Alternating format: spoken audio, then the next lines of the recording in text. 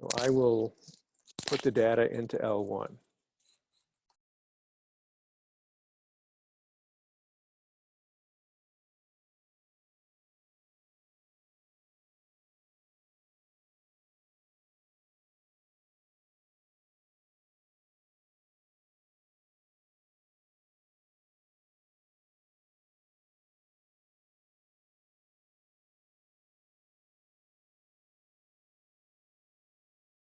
So notice that I put all of the data values in one list, even though the data in this problem, it comes in 6 columns. I don't put my data in 6 different lists. I just put them all in one list. If you highlight the last data value here, it tells you what that data value is, but it also tells you the position. So it's in position 51. So that must mean there are 51 data values here. And that makes sense because there's 50 states and the 51st is the District of Columbia. It's 2005, and these are violent crime rates. And so, and this one here, the largest one is the District of Columbia, Washington, DC. It's not really a state, it's more a city only. And cities have many more people. So if you looked at Michigan, you might get a violent crime rate of 552.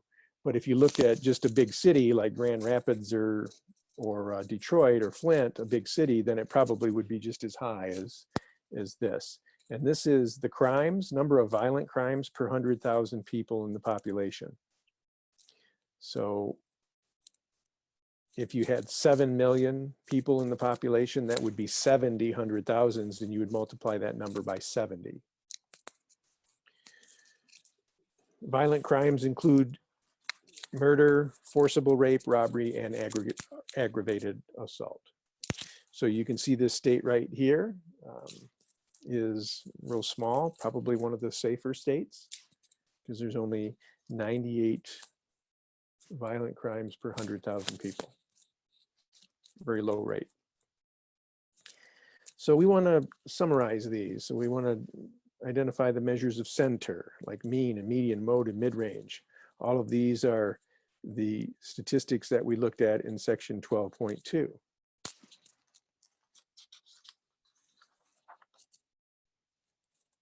And then the range and the standard deviation. These were 2 statistics that we looked at last time in section 12.3. And then the frequency distribution, did that back in 12.1. Frequency polygon was another graph we looked at, also 12.1. Stem and leaf plot, another graph that we looked at in 12.1. And then here's another example, unrelated to that data, where you're asked to calculate the mean of the 7 data values. 1, 2, 3, 4, 5, 6, 7, using the table approach, sample standard deviation. On the calculator, it's this guy, SX. So we'll do that by hand. And here's the formula. Square root of, you have the sum of these guys, these squared deviations from the mean, divided by n minus 1. So we looked at that formula last time. All right, the only other thing I want to do to get you started is to show you what the calculator will give you and what it will not give you in terms of summary statistics. Now we have mean, median, mode, mid-range, range, and sample standard deviation. Turns out the calculator will only give you 3 of those things. All right, so I'm going to quit. Just quit on my calculator. It's in blue, so I have to hit the 2nd key first. And that takes me back to the home screen. And now I want to run the single variable statistics. So I'm going to go back to stat and then over to calculate. I think I mentioned last time that this is the same place where you see linear regression and quadratic regression and so on. So you've been in these menus before, but the one we want is the very first option, one variable statistics. Now, my calculator just makes me type things in a row as if I know what it wants. And the first thing you want is the X list. So second and then the number 1 gets you L1. And leave the frequency row blank, and then just go ahead and calculate or paste whatever it says. All right, so there is your mean. I'm going to write these down so that you know what these mean.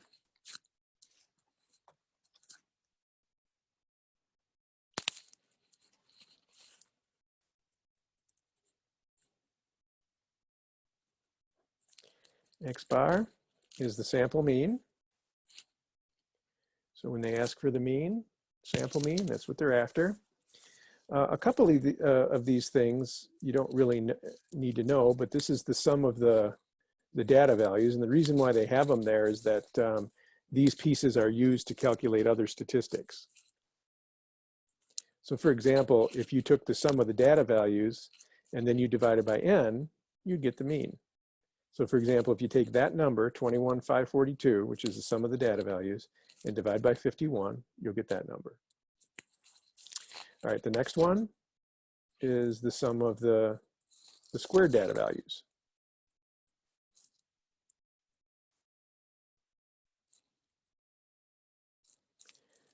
This is not one that we will use, but it's one that's used to calculate some other statistics like the correlation coefficient. All right, SX is the sample standard deviation.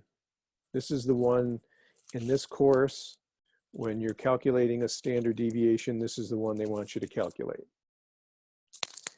And sigma sub x is very similar. You're always going to find that these numbers are close. SX is always going to be a little bit larger. But this is what we call the population standard deviation.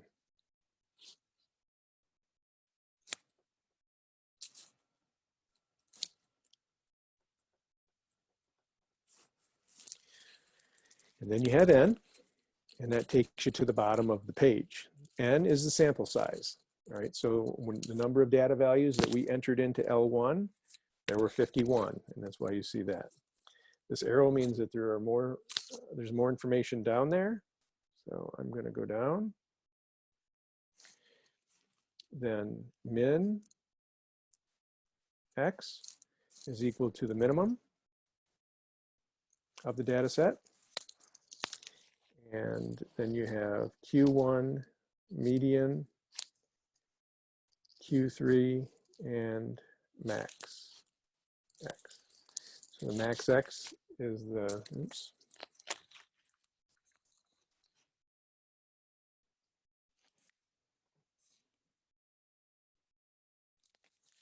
Is the maximum data value. Q1 is what we call the first quartile. We're not going to get into that. They do talk about it in the homework exercises of section 12.4, but we're not going to get into this. You get into it pretty quickly in statistics if you go on to take that course. And then we have the median. And then we have what we call the third quartile. And then the maximum.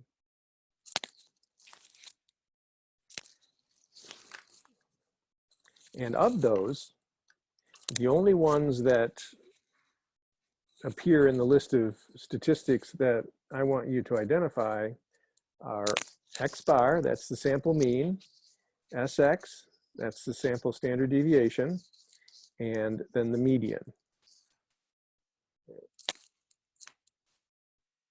All of the rest of them, you have to somehow figure out using a simple formula or something else. So notice they don't give you the mode, they don't give you the mid-range, they don't give you the range.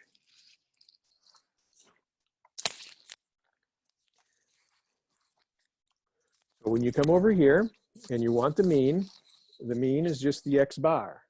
The calculator will give you that. The sample standard deviation is the SX. Your calculator will give you that. The median is MED. the calculator will give you that.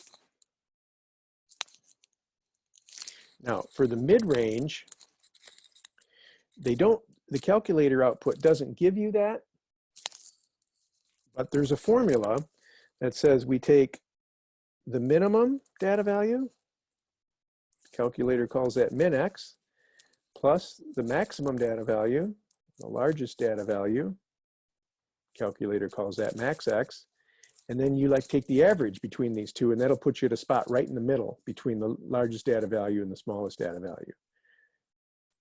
So that's the midpoint formula. We also call it the arithmetic average between those 2 points.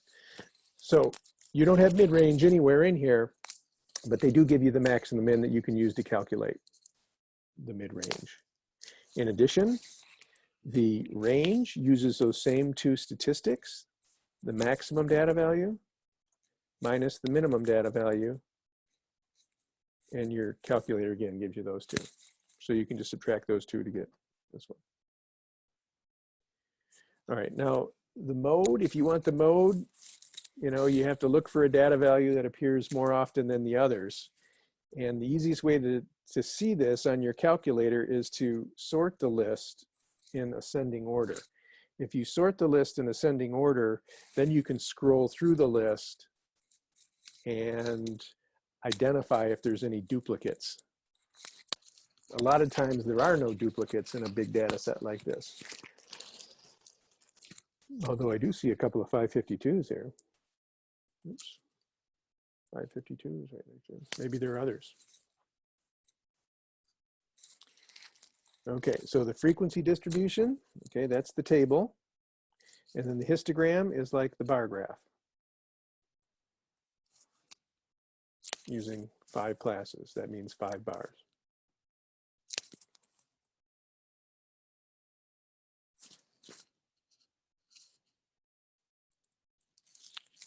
Now, just so you can get started on this frequency distribution, I'll start it for you, just so we're all on the same page, because you can really set these classes to be whatever you want them to be, you know, within reason. Now, it doesn't make sense to start at 0 for the first class because we don't have any numbers lower than 98. So maybe we'll just start the lowest class at 98.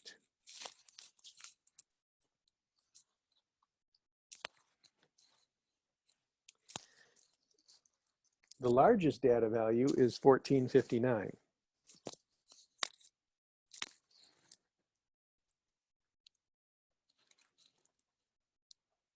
And the minimum is 98. So if you take the distance between 98 and 1459, this is the range. If you want 5 classes, it's like asking for 5 bars.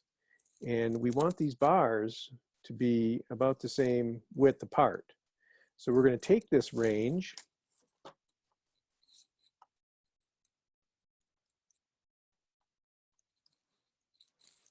and that would be 1361, and then divide by 5 because we want 5 classes.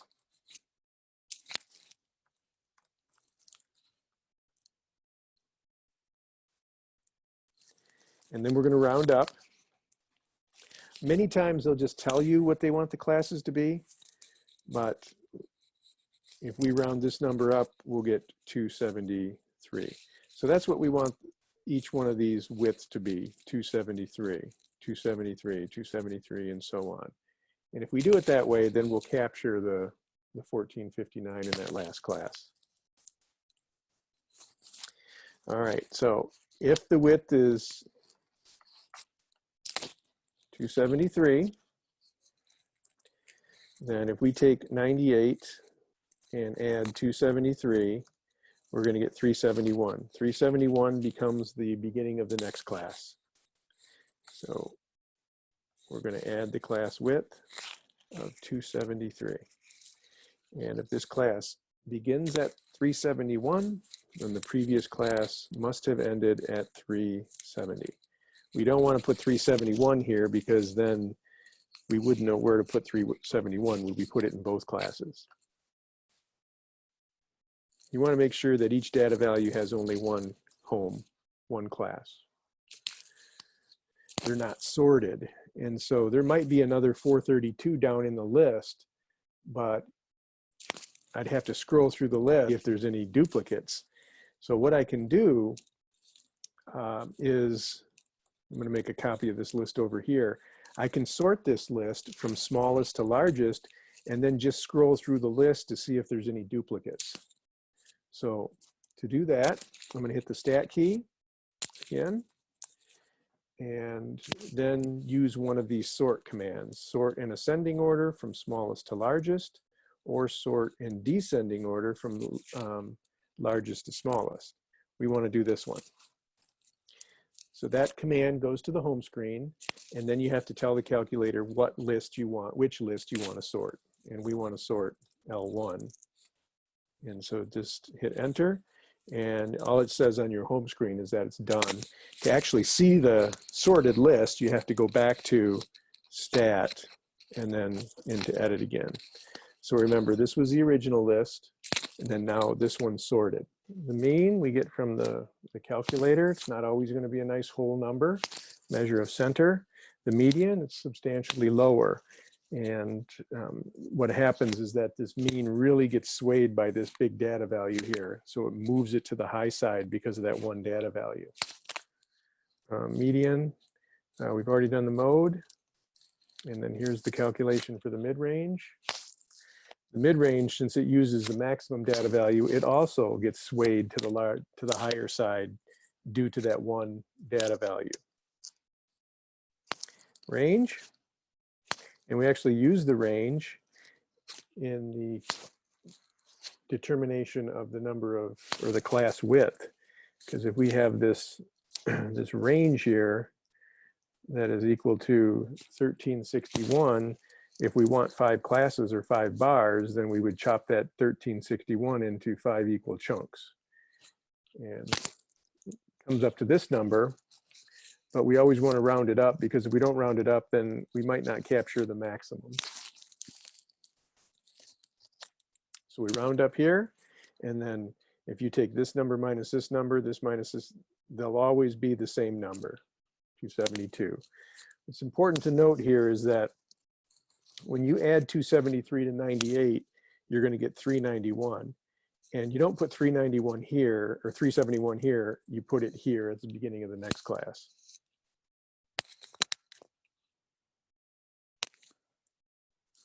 So this is called the frequency distribution, which was like a frequency table, listing of the class and the frequencies to go with it. The histogram is the graph, the bar graph that you see. It's not the red line, but the bar graph.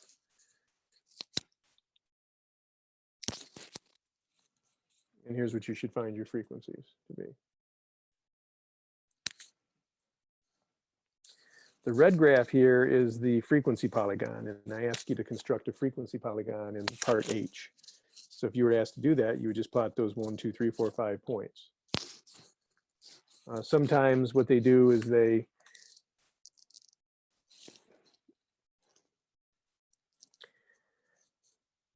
start somewhere before the first bar and then bring a line up from the horizontal x-axis here up to the first point, and then they do the same thing kind of down here, so that the graph starts and ends on the horizontal scale.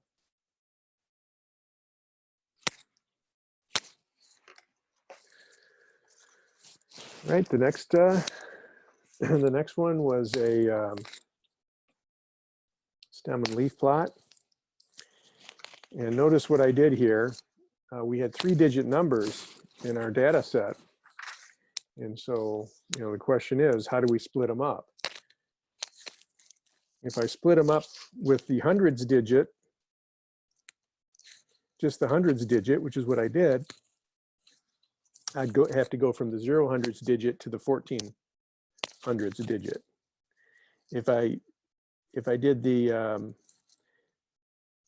tens and the hundreds digit, then I'd have to go from 9 up to 145, and that would just be too many categories. So I elected to do the hundredths digit would be the stem, and then the 32 would be the leaves. And it turns out that it's okay to have a leaf that is more than 1 character long, as long as you have the legend over here that describes what each one of these numbers is.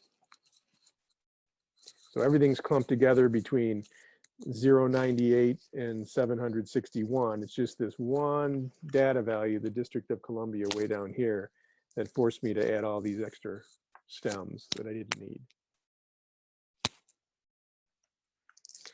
But if you count the number of 2-digit numbers here, you'll find out that there are 51 of them, equal to our 51 data values. The 200 crime rate seems to be the most popular. 200 and some violent crimes per 100,000 people. But that's the stem and leaf plot. This one here.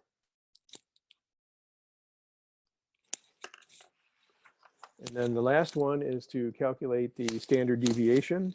Okay, this is a problem from 12.3, anything related to the standard deviation. And this is how you would calculate it by hand.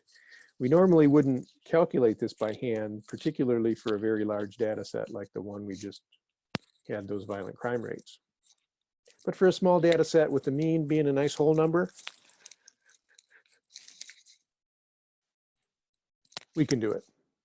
So you take the data value here in this column, right there, the first number, and subtract the mean. Well, they told you up here the mean was 16. And you no doubt could add those 7 numbers together, divide by 7, and you'd get 16. The signs are important. So some of these will be negative, some will be positive, but you always subtract the data value minus the mean. You don't always just subtract the big number minus the small number. In fact, one of the reasons why we square this number in this column, so the squared deviation squared, or the deviation squared, is that when we square something, we end up with all positive numbers, or at least non-negative numbers. No negatives here. So we square here, and then we take the square root down there to undo that, so that the mean and the standard deviation can have the same unit, whatever that unit happens to be. -1 squared is 1, 0 squared is 0, 1 squared is 1, -2 squared is 4, and so on. And then you add all these numbers together, and that's this guy here. And that appears in the numerator right here. So we replace this whole symbolic thing with the 32. So you get 32 over, and then n is 7, so 7 minus 1, 6. Work it out, and you get this number. And I would definitely check with your calculator, make sure that when you do one variable statistics, and you put those 7 numbers, I put them in list L3, these numbers here, 15, 16, 17, and so on, all of those numbers. I put them in L3. So when I do one variable statistics, I want to have L3 there. A couple things you notice, right there's your mean. Told you up here that the mean was 16, there's confirmation of that. And then the SX is the standard deviation. Look at that, 2.3094. 2.3094. So we're doing the same thing. Calculator does it internally. And here's how you do it by hand. Calculate the sample standard deviation.